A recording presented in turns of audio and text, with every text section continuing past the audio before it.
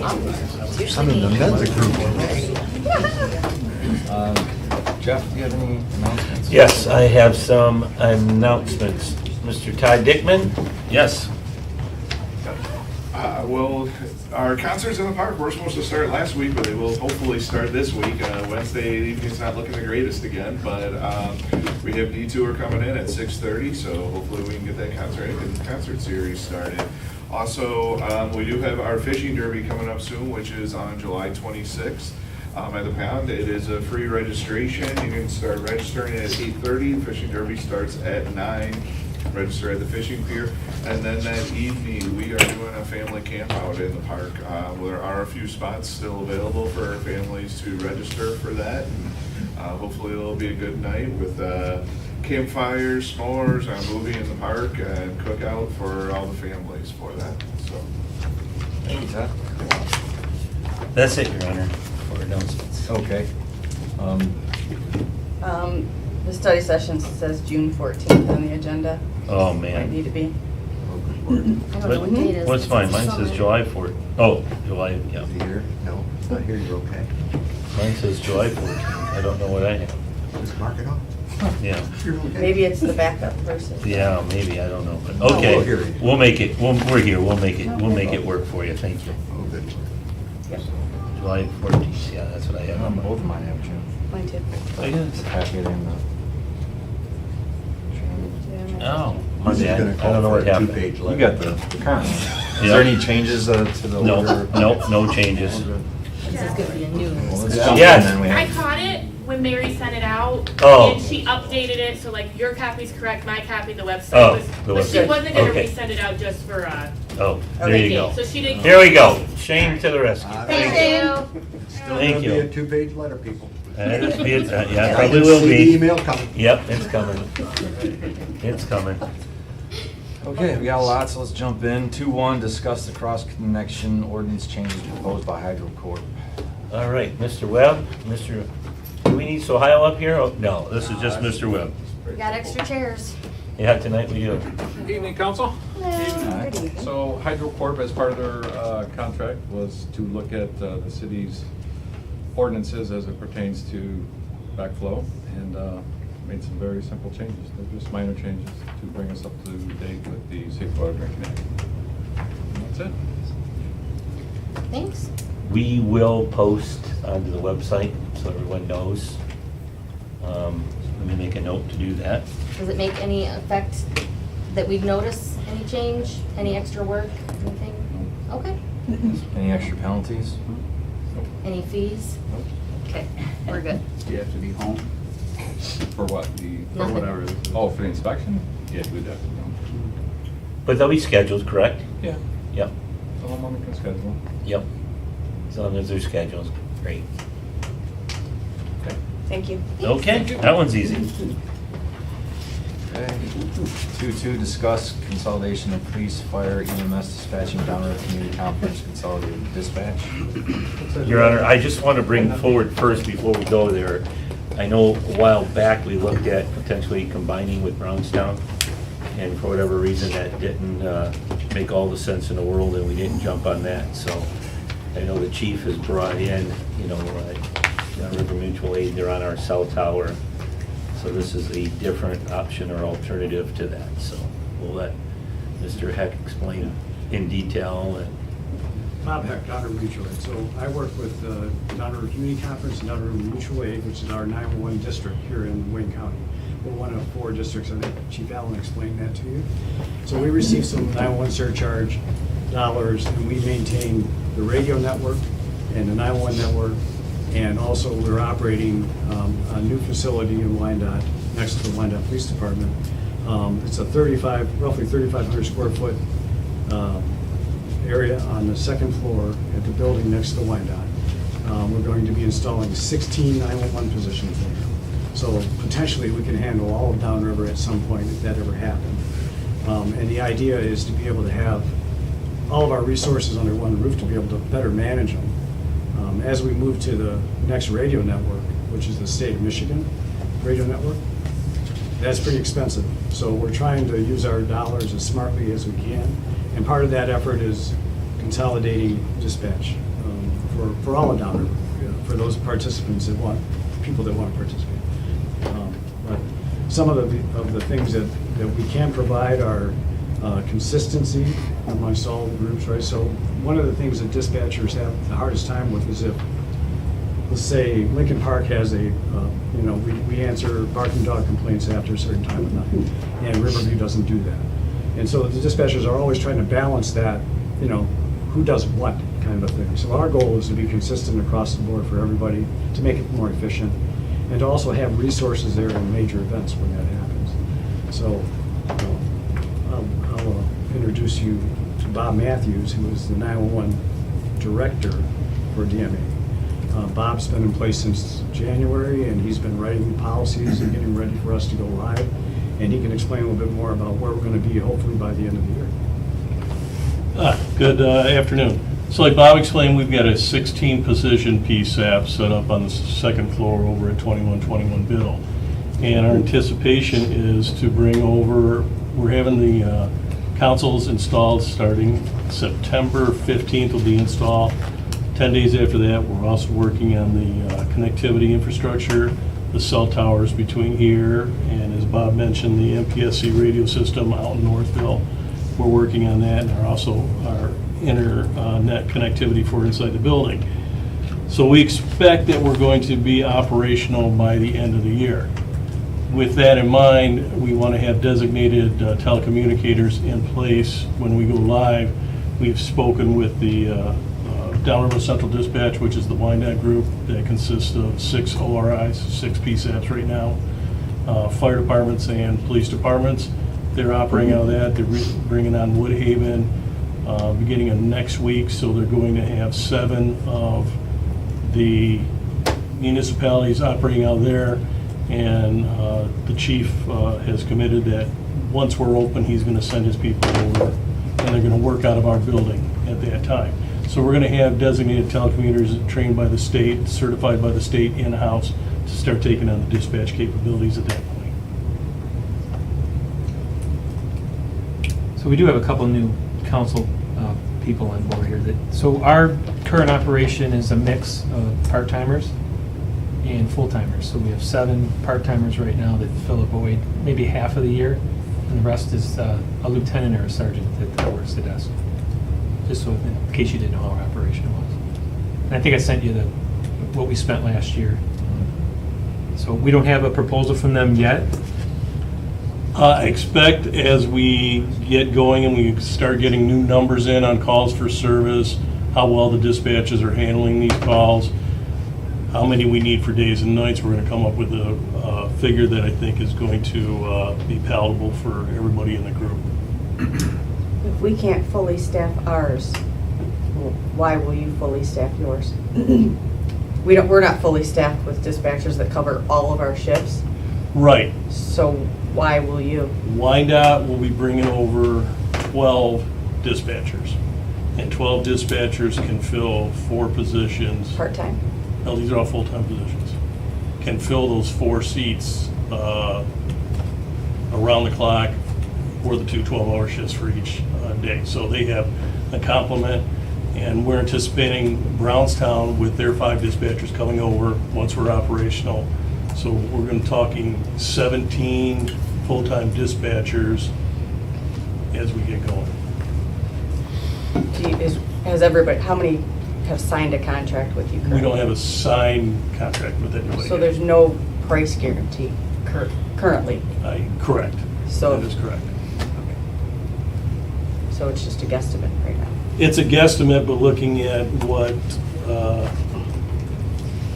you have in front of you, I don't foresee it being any more than what you're currently Well, I have for your piece. that you guys gave us is from 2022. Don't have any. Yeah, that's the Brownstown model. Yeah. And some of the benefit costs on the Brownstown model are pretty high.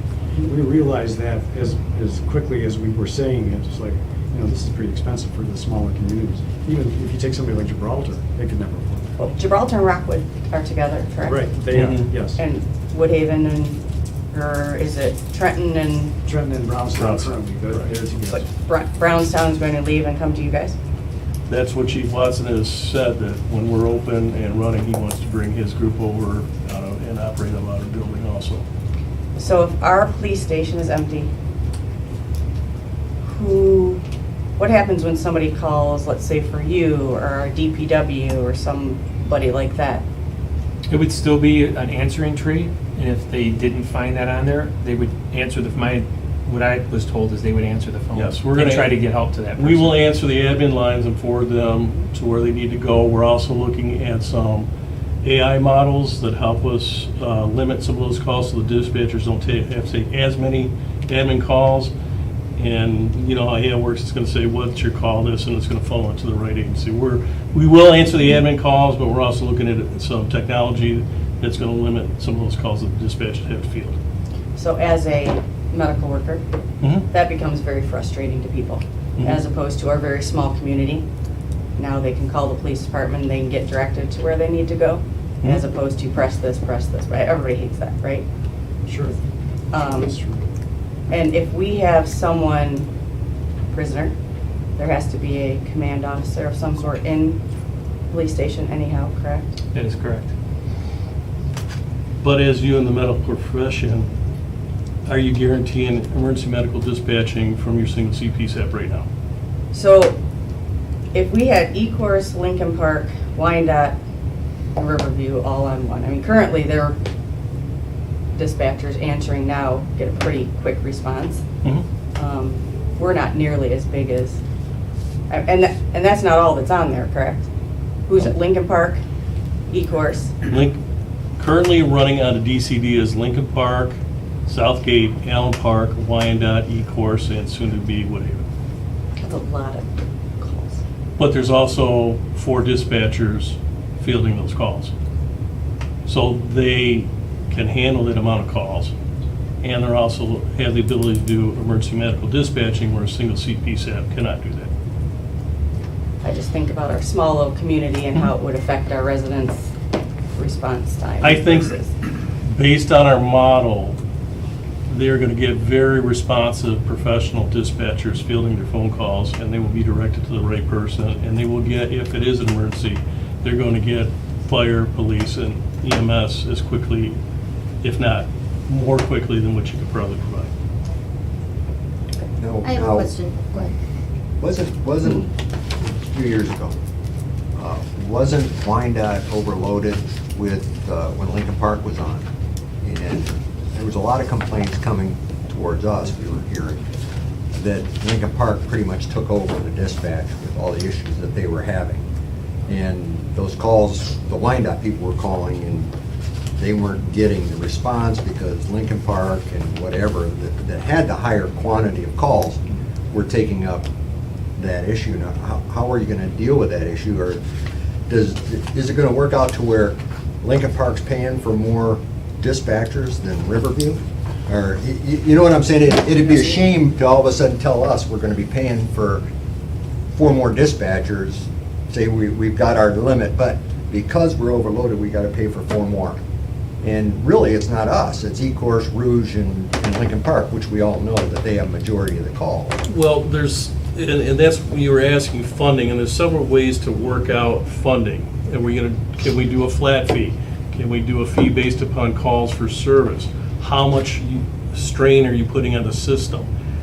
As it stands right now, when you mentioned Lincoln Park, I believe they're paying the highest amount to DCD to cover their volumes of call for service. So they really are, in fact, paying, if it's a dispatcher and a half, they're really paying for that as it stands. See, I didn't hear what solution they had.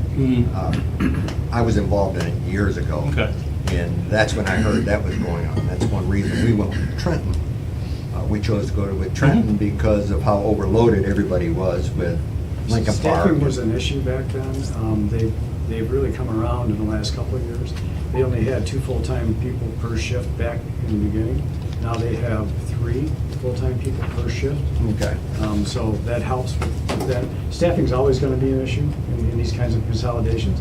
Trying to find the qualified people who want to work weekends and holidays and all of that stuff. But I think that we're closer to the solution today than we were 5 years ago when that all started. Back in '09, I was there. I know how it happened. And Yeah, you're right. It There was a were nightmare. complaints. And there's gonna be bumps. Well, you're gonna have a good 2 years of Sure, yeah, trying there'll to be straighten bumps, this but out. I think we're getting closer to the right model for everybody, you know? Now, what are we doing with the software? We That was a big maintain all the cost to software. us at the time. We maintain all of the radio and 911 related software. Rapid SOS, which is another product that can find a caller, a mobile caller, much more accurately than geo-routing does today. So, you know, we're adding all of these layers of technology that are making it easier for the dispatchers. And then on the admin call issue, we've even considered maybe routing those during the daytime to a different person, not a 911 dispatcher, to relieve that dispatcher of those non-essential calls. Right. So a real person can answer the phone, but we'll take those responsibilities away from the 911 dispatcher so that they can focus on what's important. Okay, now, not involving you, but involving you, Chief, there's gonna be a lot of issues that you're gonna have to address. For instance, someone comes in and complains, nobody's there, you gotta have a lieutenant there anyway. We're gonna have to deal with the complaints. We got a lieutenant in there doing nothing, drinking coffee. You know, you've heard it. I mean, how many times have you heard that one? But what are the logistics? Have you got the logistics of how we're gonna deal with this stuff all drawn up yet, or not? Or, we had an issue with Trenton on how we're gonna take people to jail, and who's gonna take people to jail, and when they're not gonna take people to jail, and who they're calling in to take them in for the hearing, and all the other stuff. And it was an absolute nightmare. And of course, the negative nabobs were creating as much crap as they could. And as you can see, I'm a little frustrated with that. I dealt with that. And it was things could have worked, but when politicians get involved, it doesn't.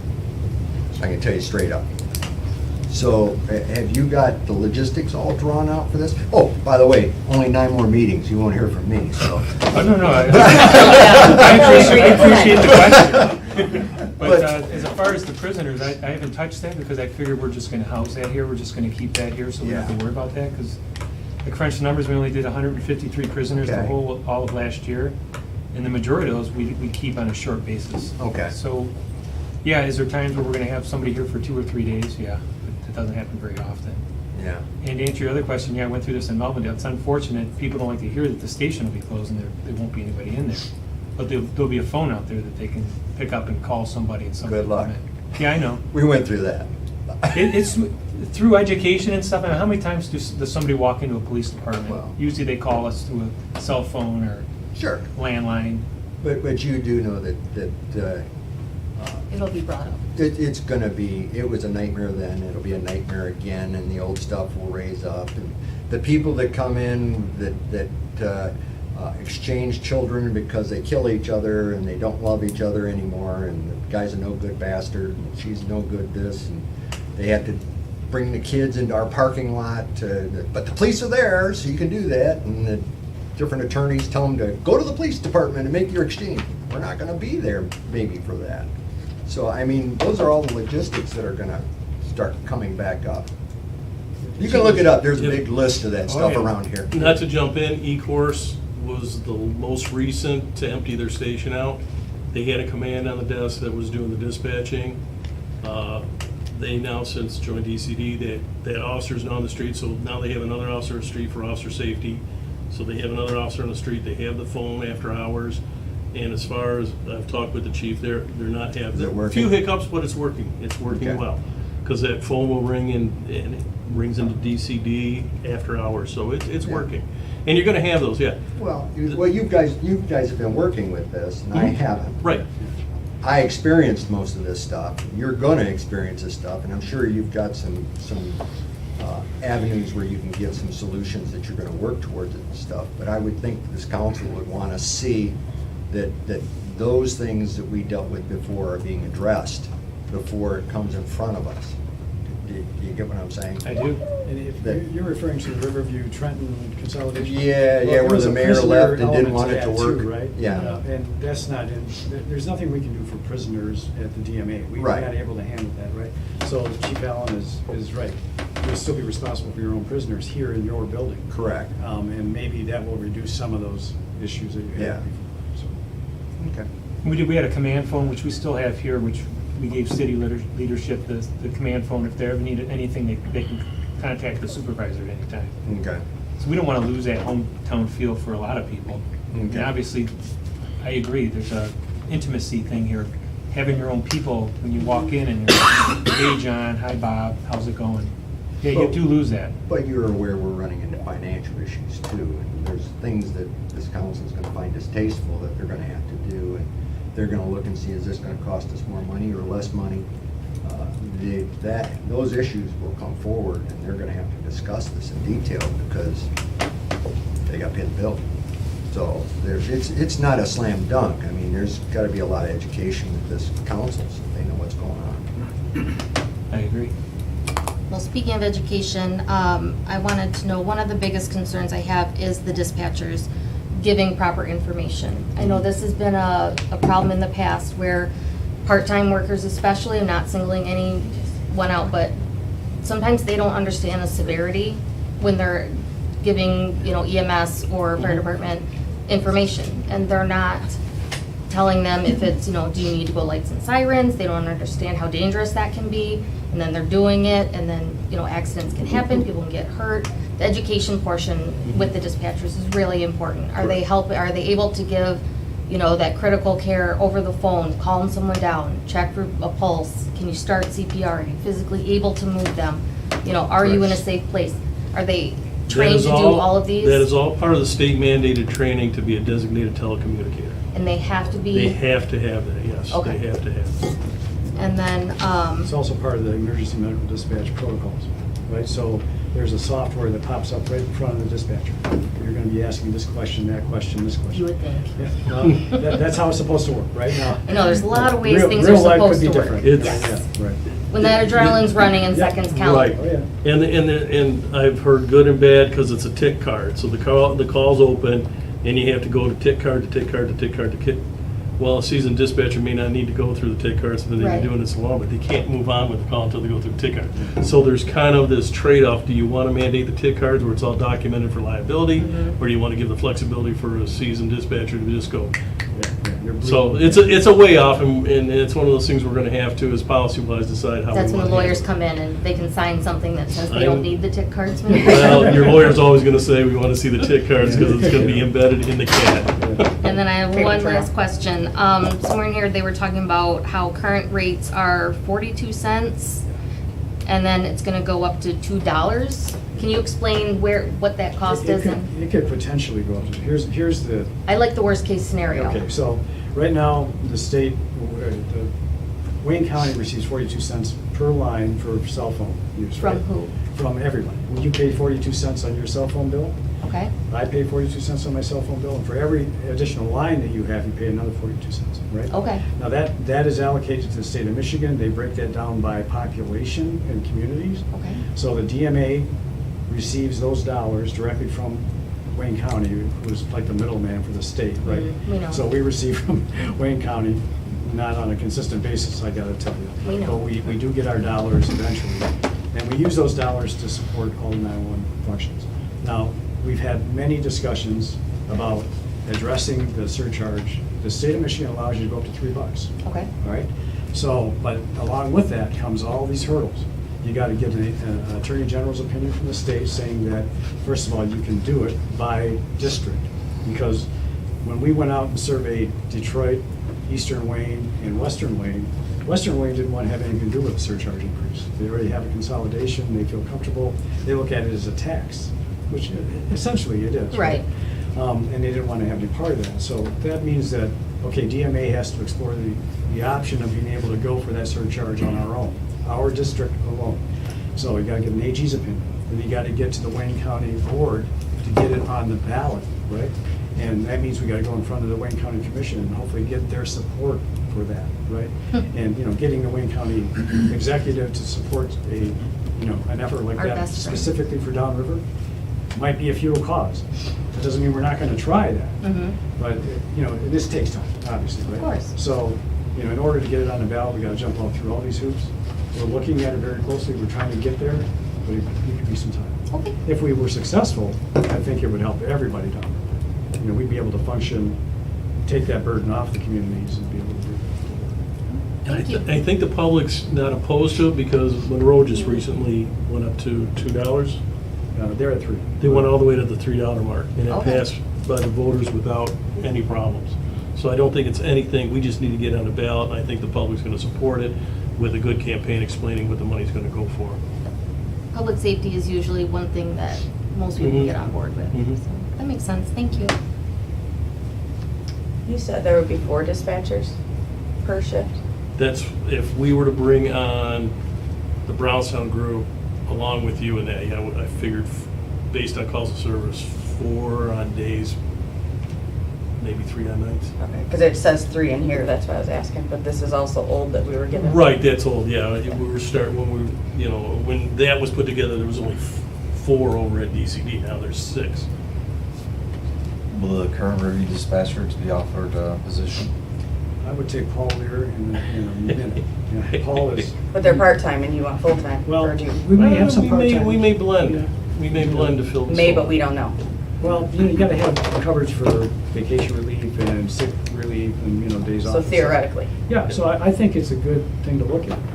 I've seen it, I think it works well, especially for those seasoned dispatchers that are out there. You have a couple very good dispatchers. Mhm. 2 of them already have full-time jobs, one in Brownstown and one in Grosse Hill. And additional part-time in Riverview then? Correct. Besides the safety of walk-in to the lobby, you allow people, I assume, maybe Chief, you can answer this, use the parking lot for person-to-person sales, knowing that there's, potentially a person inside the building. Do you think that would be impacted, or do we have CCTV or something that would still afford that perception of safety while you're doing those person-to-person sales? It's a good question. Yes, we do have CCTV out there.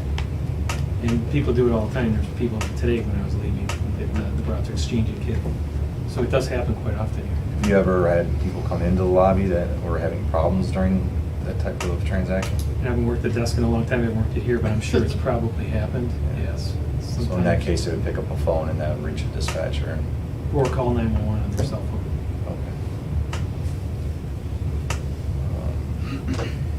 I know this is a very vague or general question, but can we maybe get a sense of the pros and the cons, maybe as far as through consolidation, you would think there'd be savings. Would we realize savings as a community, or would our costs go up? Well, Bob's gonna answer a lot of this, and I'm gonna say yes, there's gonna be some savings, because as it stands right now, every single CP SAP, we have to run connectivity for the 911, the radio, and that costs that costs DMA money. If we can eliminate those, then that money can stay with DMA, and then we can afford potentially for personnel and lower your costs that way.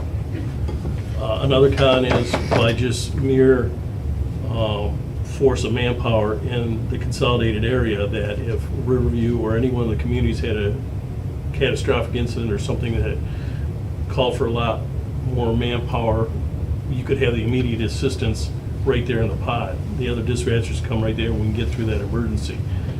One of the classics we always talked about was Flat Rock had their emergency down off the river there.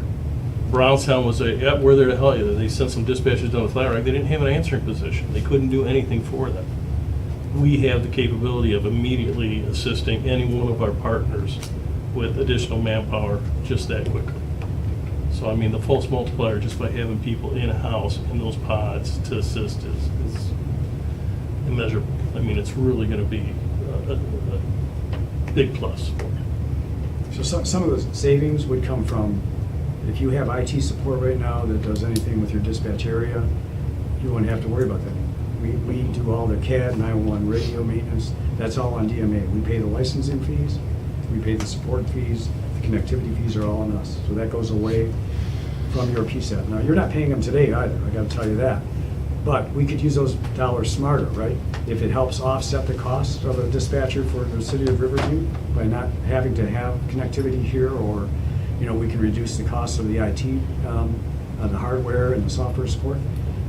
Like Bob said, maybe we can find a way to offset some of the costs, you know, for Riverview. You know, and other communities too. You take somebody like Rockwood and Gibraltar, those are small communities, their call volume is very low. But they get the same benefit today that you do, right? They get the same support, the same hardware, the same software, and they're very small communities, right? we could save a lot of money by not being able to, not having to be required to provide fiber connectivity to all those agencies. We pay about $250,000 a year right now in fiber alone. If we could use that to help support the staffing or whatever we need to do at the center, it seems to be a smarter solution. Do less cities increase the cost? I'm sorry. So if you have 6 cities or less a city bails, does our cost increase then, or is it only by call volume, or? Well, I don't know the answer to that question. I guess if you're basing your staffing on 6 communities and one of them leaves, do you still lose that dispatcher? Probably not, so somebody's got to pick up that cost. You're right. So if it's $500,000 a year for each city and there's 5 cities and they're paying $100,000, Yeah. somebody pulls out, somebody's got to Somebody's recoup all gotta- the costs. So somebody- my price would have been, Or you lay somebody off, I mean, I suppose that's always an answer, to keep the cost the same. so it's unpredictable in a I guess sense. it depends, if it was a Lincoln Park that left with their call volume, you probably wouldn't have to, you wouldn't lose anything because you could maintain it with the.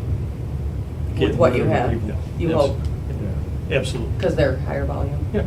But still, you don't know. No, Right. you have to run the numbers out before I give you a definitive answer on that. Nobody's Park left is a so busy far, community. Right. which is a good thing. The first 4 that started that consolidation are still there. Which was how long ago? 2009, we started that. And to answer your question, yes, our costs would go up because of the model we run right now. We run a mixed model, so the command staff, they're not going anywhere. So like last year, we did $95,000 in part-time.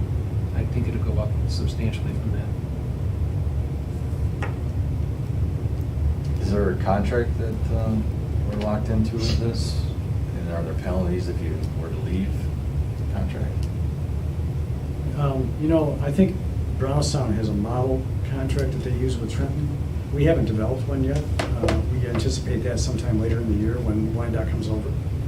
The big goal for Downriver Mutual Aid would be to make them Downriver Mutual Aid employees. That's something we're trying to figure out as well. If we can make them DMA employees, then we can control those costs better. John, how many full-time that we have? You said 95,000 was just part-time, 163,000, full-time. correct. So But you those had to- officers are here no matter what. That's our That's lieutenants. command officers. Okay. But we don't have full-time 911 dispatchers here. It's just No. part-time supplemented with the command officer. That's correct, and they're Okay. trained exactly the way they're trained Sure. there, so. Sure. But the problem lies is if we have an emergency and there's one person in here, that's a problem. And they got prisoners, they got people at the door, I mean, it happens from time to time. In Melbourne, we had an active shooter, and then we also had an explosion in town. It's horrible for one person to try to manage that. That's my fear as the chief, so. They shouldn't have to have one person deal with all that. Well, that's the model we have, and I know. that's the model that's been around a long time, believe it or not. Councilman Workman could tell you the same Forever. thing. I know. Yeah. I mean, I was a lieutenant in Melvindale in the desk doing that job, so I know what that entails. More and more gets pushed onto the dispatchers. We used to have just answering the phone, well, now you have text to 911. You've got video to 911. There's all these technologies that are coming into play, but we keep pounding and compounding responsibilities on one person. It's just going to fail at some point if you have a major incident. So, You had mentioned our costs would go up, so I'm trying to understand that. If our total costs are around 270K, and 95 of that is part-timers, and then obviously the uniform officers, that cost won't go away. But if we're essentially eliminating those part-time dispatchers, wouldn't our costs go down? Well, that $95,000 is going to go over there, and I would assume that it's probably going to be closer to around under $200,000 for For that what we would cost. pay for the dispatch? Correct. So we'll still have the full-time uniformed officers, what we're paying them, plus now an additional 200. That's correct, but that frees them up. So half of the time, if you look, I think it's a little less than half of the time, but it's close. They're inside all day. So that frees them up to go and actually supervise on the road Mhm. when they need to from time to time, unless there's a prisoner. So it's actually affording you an extra person on the road that we don't have right now. half the time.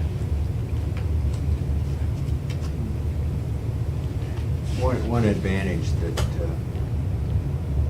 I think you should call to everyone's attention, and it doesn't happen often, but when there's an immediate call out, there's a real snafu trying to get communication going between 8 departments all responding to one place. And I would assume you have a protocol set up for that type of Sure. call out. Absolutely, yeah. It's just, that we would, DCD's got a really good model for that. We'd bring that model right over where the target community would do the patchwork in, and then we'd assist with the other dispatchers we have in there, and we'd be able to handle the calls for service as well as the incident itself. Yeah, that's a real nightmare. Any other questions? None for me. Thank you, guys. Thank you. Thank you for your time. Good luck. Yep. 2.3 is to discuss the Tetra Tech memorandum of understanding extension fiscal year 25-26. Jeff? Yeah, Your Honor, this kind of goes back to when we were approving their contract and extension. They put a CPI in there, and I believe that this CPI was 2.9%, so. Actually, last year was 3.3%. It was 3 last year? Exactly 3.0. Okay, this year's 2.9, Yeah. CPI went down a little bit, but I guess, Jeff, I mean, we're in the midst of a lot of things going on right now with Tetra Tech, and I guess I would ask Jeff, and I know we've talked about this, that we still, we need this company, and there was some talk about their services and where they're at and what we're gonna do, but at this point right now, I think Jeff's looking for an approval of the 2.9% for this year. I shouldn't speak for you, Jeff. No, that's all right. Speak That's for all right. yourself and your department, so. No. Well, I just want to, good evening, everybody.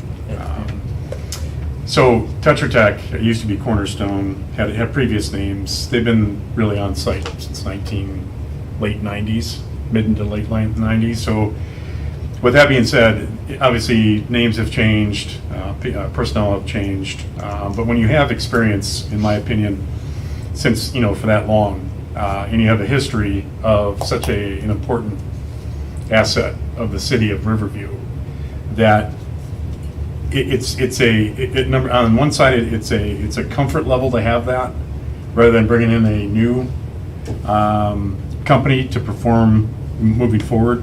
But when you have the history, there's a lot that Tetra Tech actually does, and I've been in place now for 10 months as the director. And I've seen all these different reports in the air quality and the water and the leachate, and there's a lot that goes on in that landfill. And one person, 2 people can't do it. It takes an army to do it. So I've been up with the city. I've been with the city for 6 years now, and the experience that I've gained, and working with Tetra Tech from the sales side of it now to the directorship of it, and the management of that landfill. There's routine items, there's regulatory compliance, so there's a lot that they do perform. And so I just wanted to bring this to the forefront. They had requested a 1-year MOU, so basically it started July 1st and would end next June of 2026. Your Honor, wouldn't this be something that would be best discussed Friday Thursday. or Thursday? You can come Friday. Is it Friday or Thursday? Thursday. I'm not Oh, it's coming Friday night. I better change that. I Yeah, wouldn't be here. I won't be here Friday night.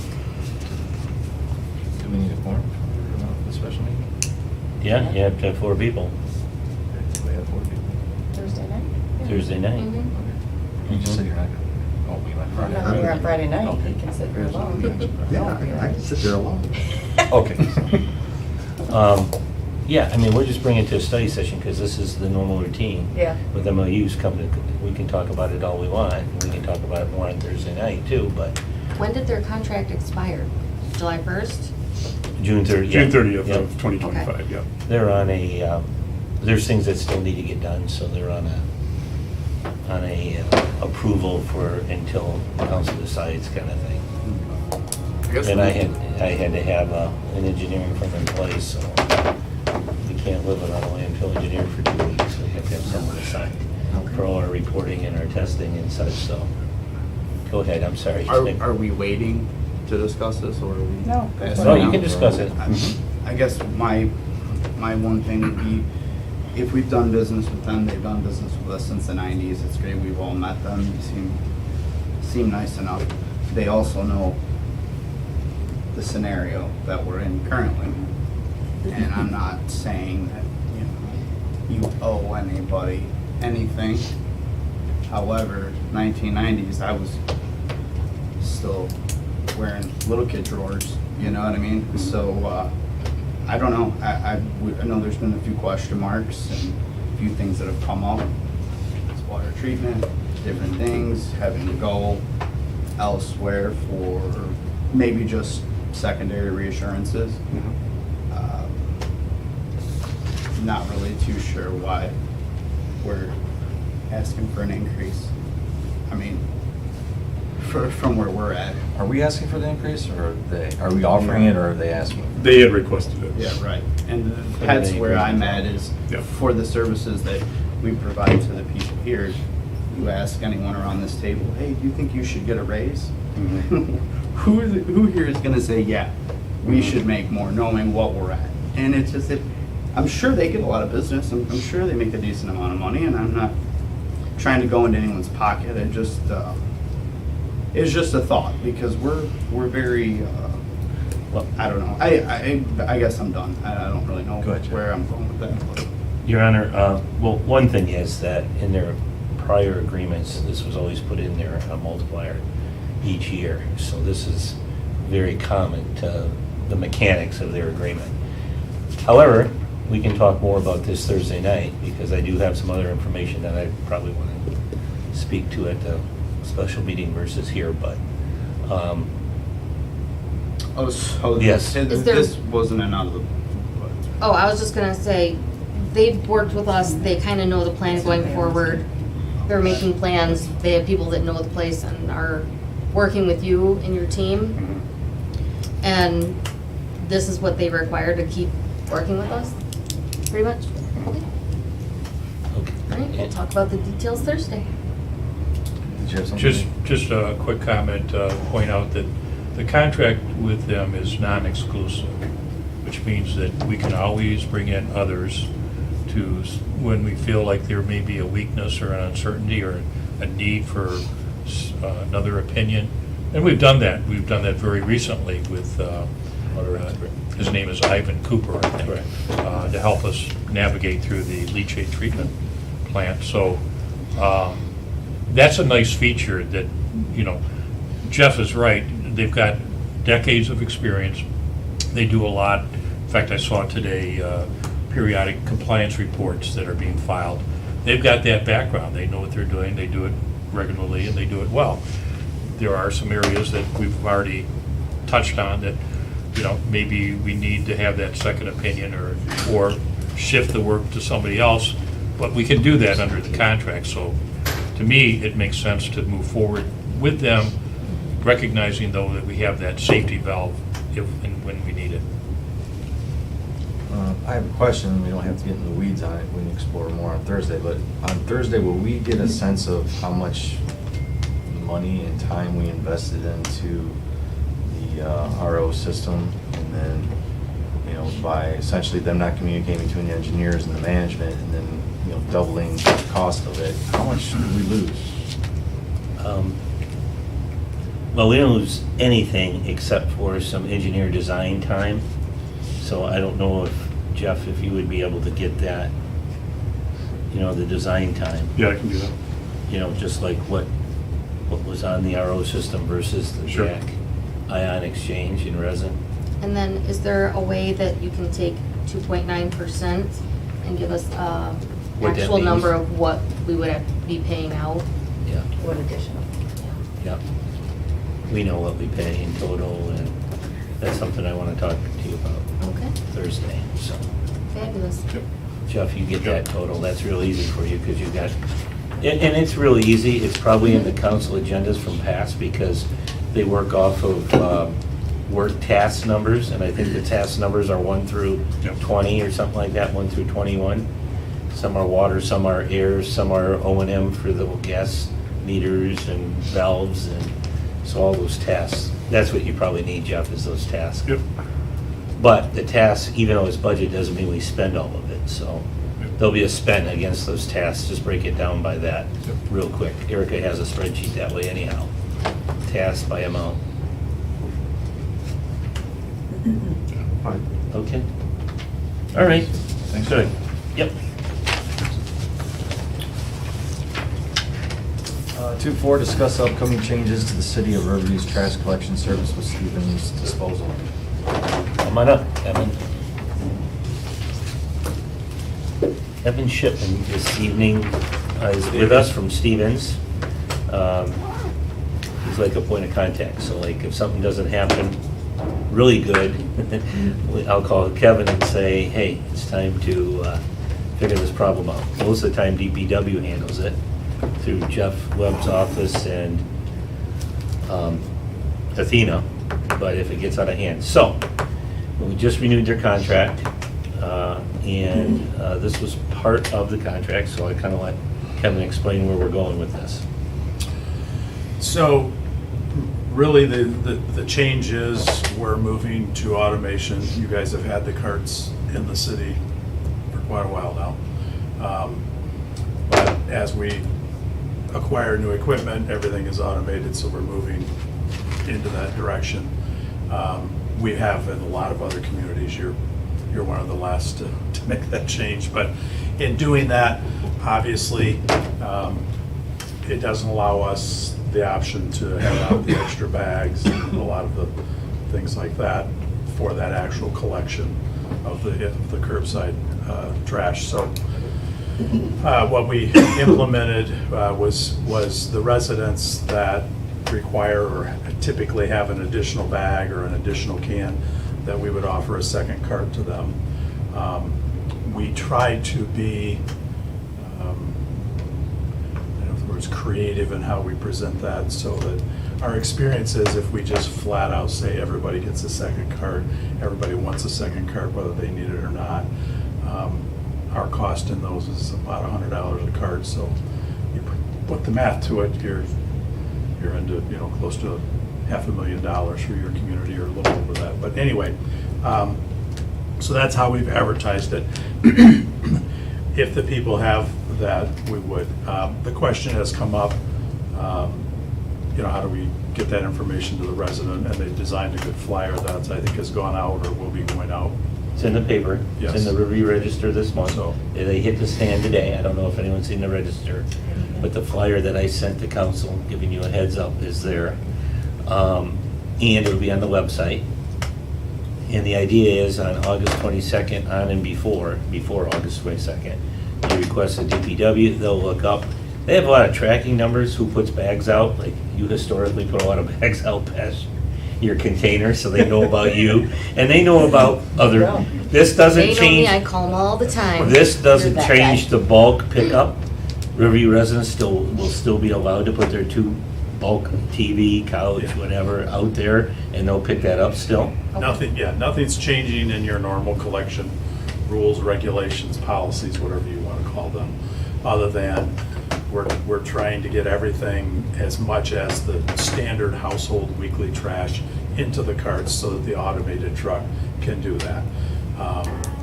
So, yeah, that's really what, if they have a lot of cardboard, there are some people that do a lot of Amazon orders, or what's the one for the dogs? Chewy. Chewy, there you go. And they like to just set the big boxes out. Those will be collected, they are currently right now being collected in the bulk truck. We would prefer, if we can, curb some of them to be broke down into an additional cart to go that direction, so that it limits and not increases the amount of bulk. But that's really the only thing that's changing.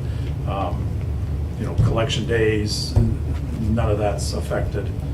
The bulk will still be running. Your community is essentially, we're driving every street and collecting. A lot of the communities, we've asked them to schedule their bulk, which means either an email or a call, and then we route. But we've, in conversation and negotiation, said we'll continue to just let the people put it out and run every street in the city. Excuse me. That's really, if you've got additional questions, I'll answer anything you've got, but that's really what we're doing. Is it better than to put them in the street instead of up on the curb? Because I just see multiple, is there a benefit? Different people do different, there are a lot of communities that have ordinances that say they can't be in the Yeah, street. I just meant for you guys. Yeah, for us, it Doesn't matter. really doesn't matter. You know, my personal opinion, safety-wise, they should be on the boulevard, as some people call it, the apron. Easement. approach, the easement Yeah. area. There's 100 different terms for that. Yeah. The grassy area, every community's got a different term, but, Okay. you know, the important piece is obviously they need to be accessible because that automated arm comes out and grabs them. So if you're in an area where there's regular parking, you know, we'll work through that. We've worked through it in every other community, so your community's not an anomaly to that, so. I have a question. Yes. So currently you guys have like the automated truck that goes around, grabs the totes, dumps it, and then a different truck comes around and gets Yeah. any totes that they can't grab with the Currently- truck and things that are set on the ground? Yeah, currently you have a Resi front load that has an arm on that. I believe they're gonna switch years to a newer automated side load truck, which basically instead of dumping in that bucket in the front, it comes up over the side of the truck. My understanding, that's the direction. Just, it's a cleaner operation and not that the other's a dirty operation, Right. it's just, Better. it's a little tidier. But that's my understanding, so when that happens, yes. But currently, we're still doing the same thing. That driver is essentially just working that arm, grabbing the toter. And basically, he's in and out of he's in your community usually about 6:45, sitting somewhere waiting for the 7 o'clock tick to hit and start collecting. And he's usually done somewhere close to noon. That's just the automated truck? That's just the Okay. automated truck. He's not gonna be happy, but I'd prefer to have him here till 1 or 2 o'clock, which means getting those additional bags into second toters. And because currently that's what the bulk truck is picking up, the slack of those bags and items, so. Is there a limit on the number of totes that you can have at your residence? Well, 2 totes is what's in our contract. They can have up to 2 totes. If they need additional totes, then they would rent that through Stevens Disposal. And that is a rental of $48 a year, Okay. $4 a month, so. And then, By canvassing your community, I would be really surprised if you have anybody that needs 4 or 3 totes, but. because we have one of the big totes, like a small can that was left there from previous, and then I'm the Amazon lady that has like the big box with all the little boxes inside of it that I set in between the cans so it doesn't blow away. And so, in the past, they've come and gotten the big tote, because it's for the arm, and then another truck comes around and Gets the gets box. the boxes, and then the other can sometimes isn't touched. And then I'll call someone and they'll send someone out to come and hand. So that Grab. bulk truck should be getting that second can. Okay. Um, Even if it's not available with their arm, like it's not compatible? No, the bulk truck, the same Oh, truck that's I'm picking up your sorry. box. If you're using an additional, just a personal can, that should be, yeah, because we won't pick up, well, many of the personal cans will not fit in the circumference, they're too small. And the Yeah. other ones, they're just made so inferior that if we did, we'd Snap. just crush them. Okay. So, yeah, so the intent that bulk drivers should be getting that. There's either whoever's helping on that truck didn't pay attention that that can wasn't empty or. And just that's had what a I bad assume day, it is, but, that they yeah. just thought it was, But, yeah. okay. This will eliminate that if you need 2 carts. And I can tell you, City of Belleville, I just did an audit on them, just to kind of talk about 3-cart usage. they have one resident out of their community that requires 3 cards, so out of 5,700, 5,800. I will be requesting a third tow. So, okay. But I'm just saying, it's not a Yeah. big number of people that do it, so, or need it. Question, so during this education time, if a resident's not aware, doesn't get the notices, and, you know, they have that second can that's not a tote, and it's left out, I'm assuming it's not gonna get picked up, they'll call the DPW? Yeah, and that was actually my first bullet point, and I went right over it. We're putting in a 60-day, if you want to call it amnesty, or there's 60 days from that start date that will allow. And our driver will be paying attention to if people are putting them out, you know, they'll record the addresses and give them to us, which we can communicate to DPW that, hey, you know, this address has got the tote out plus 4 extra bags. They need to, you know, get a second tote. They'll provide that, and then So we'll they'll be get them delivered out. proactively contacted? Correct. By the DPW? They can, or if we decide that, you know what, if you identify it, just deliver the second cart, we can do that too. However, you know, however Jeff decides, I guess we need to run that. Will there be more leeway near holidays like Christmas or Hanukkah, things like that, where there's maybe a lot of extra boxes, trash? Yeah, I mean, it's, again, the truck is going to be driving every street, so, I mean, we currently take that volume, so Yeah. that won't change. We're just Okay. really trying to drive the normal day-to-day MSW to the automated piece and keep Kind of it- the exception, not the norm. Yeah, Yeah. and you'll find that it will immensely improve the look of the community. It just, the stuff that gets out of the bags from the animals, the Mhm. stuff that gets out from the cans, that, you know, I've had this personal can for 24 years, the lid's gone and half the bottom's out of it, but darn, I'm not replacing it. That stuff that falls out, it will make a change, so. The, on topic, but a little bit off, the 4 free dumps, when does that restart each year? July 1st, sorry. Just missed it. Any other questions? If I need a second can at my residence, do I need to like contact DPW? How? It's on the flyer. It's in the paper Okay. and on the website. I didn't get the paper yet. Okay. so I'll- Yeah. It's in the that's what- paper and on the website. DP, the plan is that the residents would contact them by, I think, August 22nd. Yep. And then they would provide us with that list of anybody that wants a second cart, we'll deliver those out. But after that point, anybody that, you know, that's 60 days, but it won't take 60 days. But that's what we've traditionally allowed, and it's worked out well, so. Perfect. Thank you. Thank you. Right. Can I ask a question before you leave? I know you normally wait till the end. Did he say it was $100 for an extra card? 40 per year. 48. And there's no Oh, 48? deposit? $40 a month, $4 a month, 48. Okay. I'm sorry, what was it? No, the $100 is what our cost is per cart. Okay, so. But if you needed an additional cart past the 2, it would be $4 per month, 48 annually. It would be billed Okay, so there's no annually. deposit, like, 'cause I You're know done, one so time you can we go talk wanted to her do if you it, like. there's Yeah, you can talk to You her. can go talk to her directly. Yep. You can go talk to her. Yeah. Okay.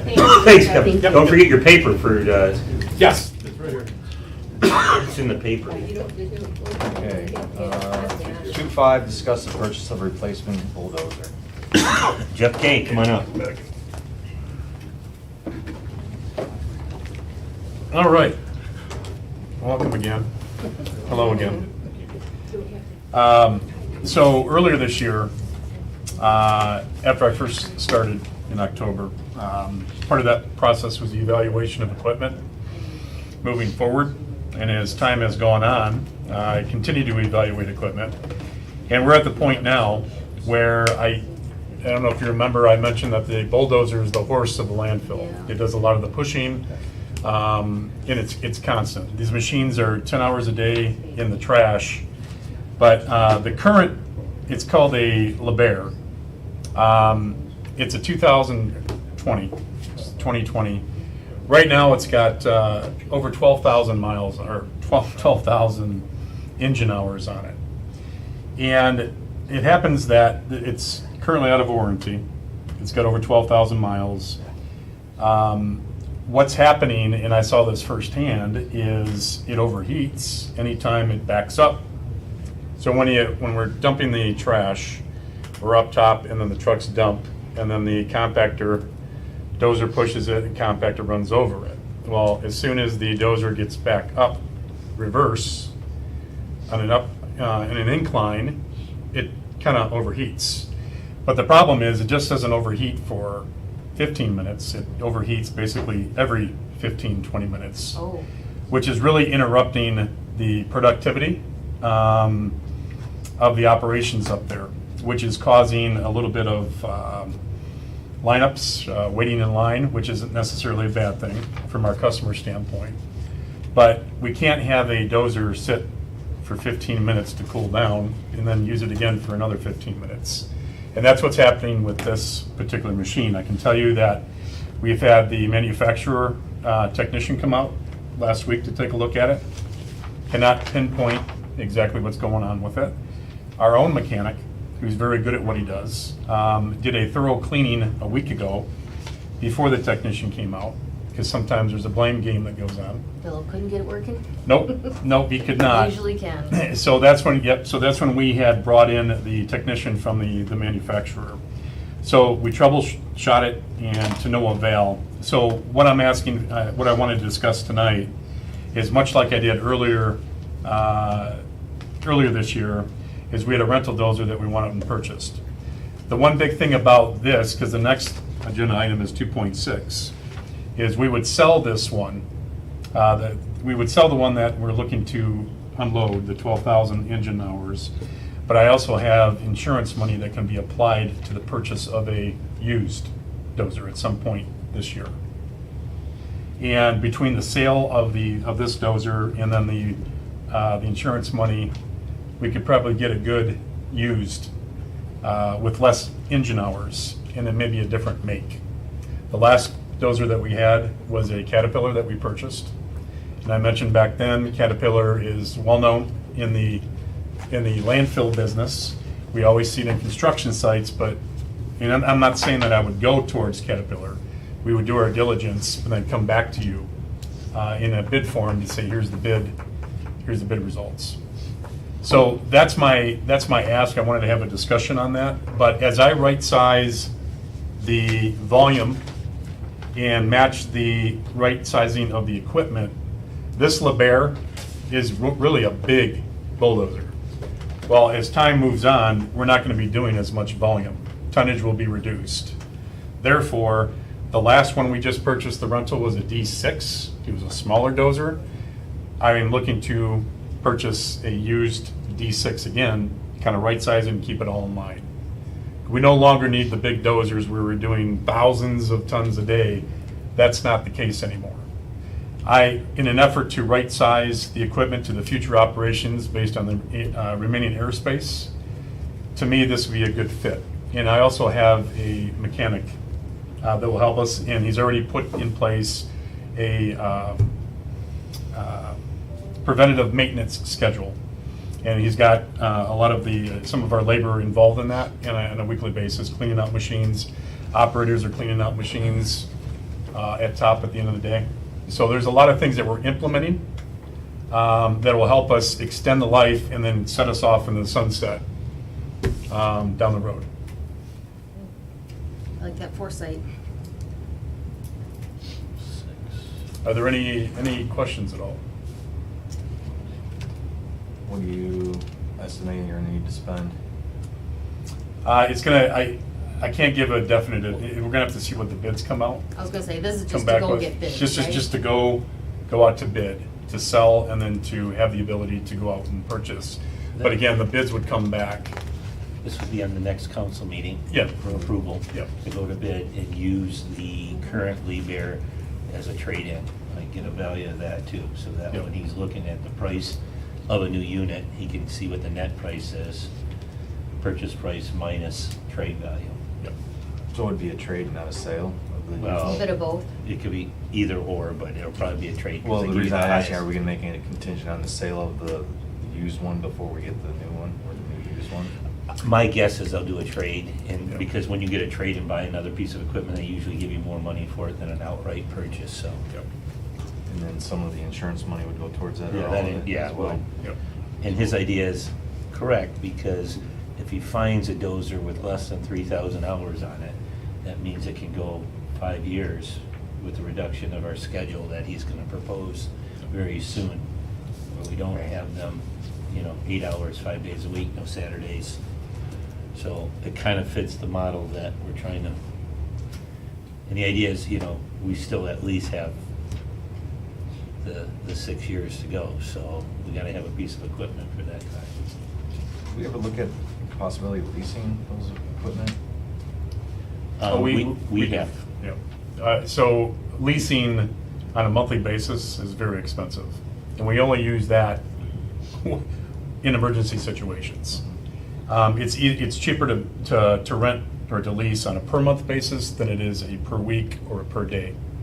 So typically, month to month, when a windshield gets knocked out of a compactor, that compactor has to come down. I can't have an operator operating, and it does happen. A door comes up, slams it up into the glass, breaks the glass. So we don't have an abundance of, windshields or windows to keep the operation going. These are anomalies, but the important thing is, I'm really reviewing the leasing amount, the budgeting amount, what we're budgeted for, but I never really want to really use that unless it's an absolute emergency to keep that operation going. When I look at the number of excavators, the number of compactors, and then the number of dozers, and then once I discuss where I'd like to go with things, the dozers, the horse, I need 3 dozers. I really need 3 dozers to keep, even moving forward. The compactors, yeah, they give you compaction. They're the second most important piece of equipment, but the excavators, they're the third most important. They don't do a heck of a lot, dig outs, things of that nature, but the dozer is just constant back and forth, up and down, backwards. It pushes a lot. It can push dirt, it can push trash, it can compact trash as well. So that's why when I put the weight in there, 45,000 to 60,000 pounds, that's going to right size where we need to be moving forward with the tonnage. I just did some math. Normal 3,000 hours a year for 4 years is 12,000 hours on these pieces of equipment. When he gets this and we adjust the schedule accordingly, the way we figured in, it only have 7,100 hours in it at the end of its time. That's huge. That's huge, because most of them will do warranty for 9,000 hours, so that would be huge. That means that warranty would meet our term date, so. Even as used. Mm-hmm. Because you can buy the warranty on the used, because they're all reconditioned, so. And We would look typically- at that, and you would look at that as well. Absolutely, and typically the warranties are 4 or 5 years. It could be 60, it could be 6,000, it could, whatever the terms of that agreement is. But on average, the ones that I've seen that when we're involved with, this one just is out of warranty, and that was a 5-year warranty.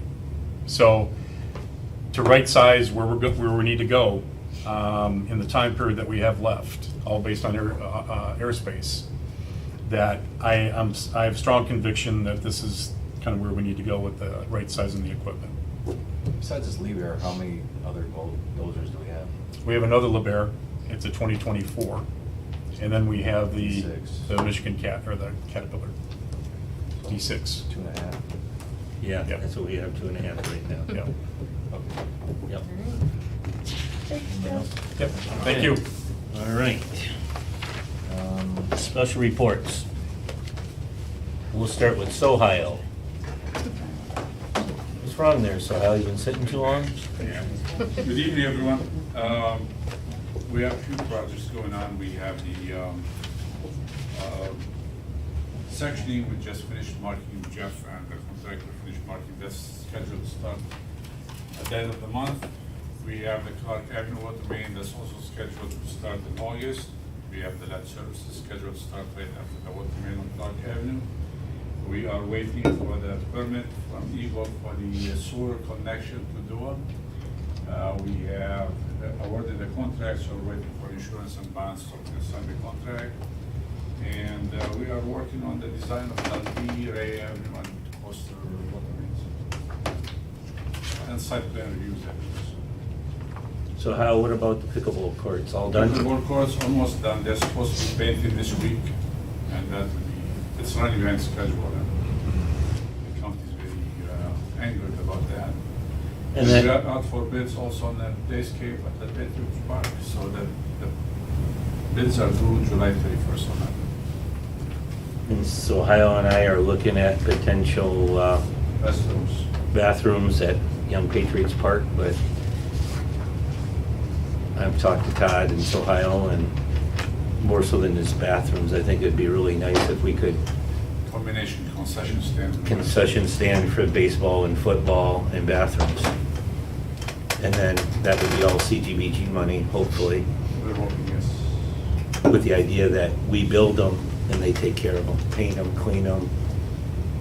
That was the model I used somewhere else, and it worked really, really well. And they were happier than heck to have a concession stand and bathrooms close to the field, so. Yeah. That would have been nice when my kids played. It would be, yeah. So, It's great.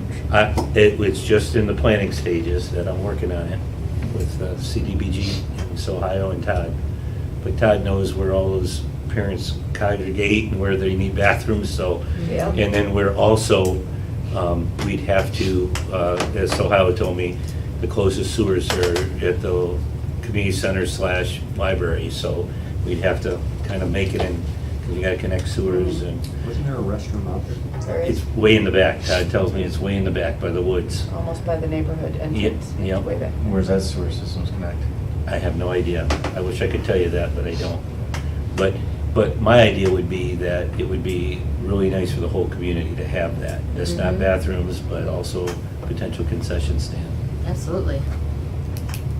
I do have one question. The entrance off of Kingswood, I raised it before. There's a divot there about the size of a car at least. Is there any plans to fill it like they did for the Green Trees entrance? It may be on the list, I gotta check with this. Yeah, it looks like they just covered it all asphalt on the Green Tree side, but they missed Kingswood. I'll check into that and let you know. All right, anything else? All right, Questions? Mr. Dave Skirdo. All right, thank you. Jeff, good evening. This month, as you know, June 9th, Bonner presented his final report for the economic strategy. Fleet Fix Truck Repair in Jersey Mike's officially opened, so they're up and running. I stopped by and visited them. The Planning Commission was busy this month. They approved the Panda 2 Cannabis facility over on 4th Street, Bluestone Child Center and Stepping Stone Child Care Center, which are both going to occupy the former Gabriel Richard Convent. Also, the Buckner RV storage on Nixon, as well as the Gambino RV storage on Nixon, were both approved. Awesome. Okay, I'm here for any questions. Gambino? Yeah. Give me an offer I couldn't refuse. That was good. Good one, Dave. Okay. I think that's it. We're gonna have lots to talk about on Thursday night, so we won't talk about that tonight. I don't. Thursday night at 6. Yes. Bring dinner in. I'll have dinner, so you guys can, we're gonna be there a while. Oh, no. Just so you know, I'm leaving for Texas. We do our annual trip at the end of July. Yep. Through, so I will send you the dates, but I leave for Texas on Wednesday, the 23rd. Okay? And then I come back August 3rd. Because I told Tisha I have to be back before the 4th, because we have a ton of important stuff that we gotta get through. so. Okay, very good. Is there other business anyone wants to bring forward? No? Now's the time. Okay. People in the audience? Oh, that's right, I'm sorry, We yes. didn't do public comments. No Yeah. other business? No. Okay. Now's the time for public comments. If you'd like to make a comment, please come forward with your name and address. I see none. Okay. We adjourned at 8:15. Okay, thank you. Jeff, I'll be in town.